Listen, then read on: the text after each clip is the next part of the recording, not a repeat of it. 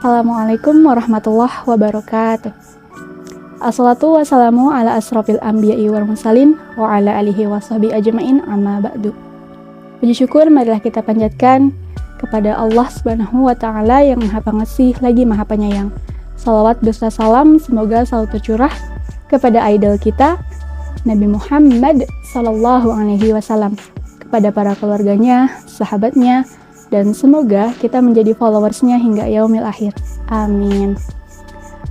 Baiklah teman-teman, pada kali ini kita akan membahas mengenai tips fokus belajar.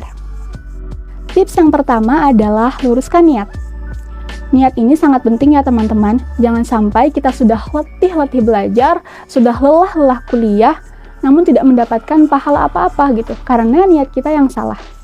Sungguh sangat rugi. Jadi kita perlu meluruskan niat.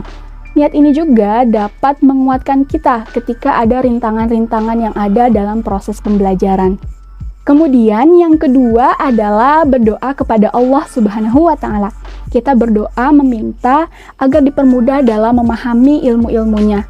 Kemudian kita juga meminta perlindungan kepada Allah dari godaan-godaan syaitan selama proses pembelajaran, agar kita bisa lebih fokus dalam memahami pembelajaran. Nah, tips selanjutnya adalah mengenai tempat. Ketika teman-teman belajar di rumah, maka tatalah tempat yang ada di rumah ya, atau mungkin di kos-kosannya dengan baik. Tidak perlu dengan peralatan atau fasilitas pembelajaran yang mewah, seadanya saja yang di kos atau yang di rumah gitu, atau yang di pondok gitu ya. Namun ditata dengan baik dan rapi gitu, sehingga kita nyaman dalam proses pembelajaran. Nah, ketika sedang di kelas atau perkuliahan, kalau bisa teman-teman pilih kursi yang paling depan. Kenapa? Karena dengan kita duduk di depan itu dapat memacu kita untuk lebih fokus dan lebih aktif dalam proses pembelajaran. Jadi kalau bisa pilih kursi yang paling depan ya.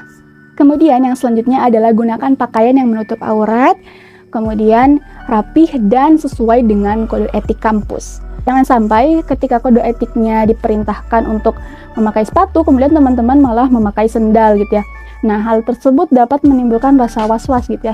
Kita takut nantinya ketahuan kita pakai sendal terus nanti dimarahin dosen gitu ya, dan lain sebagainya.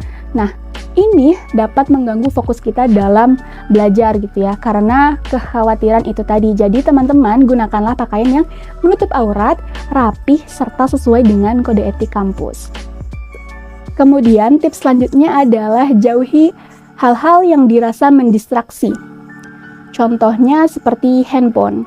Nah, jika kita sedang belajar di rumah, kemudian dirasa handphone ini mengganggu kita, mendistraksi kita, kita dapat menjauhkan handphone ini dari jangkauan kita untuk sementara waktu gitu, ketika kita sedang belajar gitu. Tapi bagaimana ketika kita belajar namun tetap perlu mengakses internet gitu ya? Kadang kita juga butuh untuk googling gitu kan, materi-materi yang sedang kita pelajari gitu. Nah, teman-teman bisa mematikan aplikasi-aplikasi selain Google gitu ya. Contohnya kayak Instagram, WhatsApp gitu ya, yang notifnya itu bisa mengganggu konsentrasi kita gitu ya. Itu dimatikan pengaturan datanya, jadi dinonaktifkan datanya khusus aplikasi-aplikasi tertentu, kecuali yang untuk searching tadi. Ketika kuliah, kita gunakan handphone seperlunya dan sepentingnya saja gitu ya. Kadang juga kan kita memang perlu buka makalah ya, karena makalahnya itu di-share-nya di WhatsApp gitu ya. Jadi kita harus buka makalah. Oke, nggak apa-apa dengan seizin dosen tentunya teman-teman.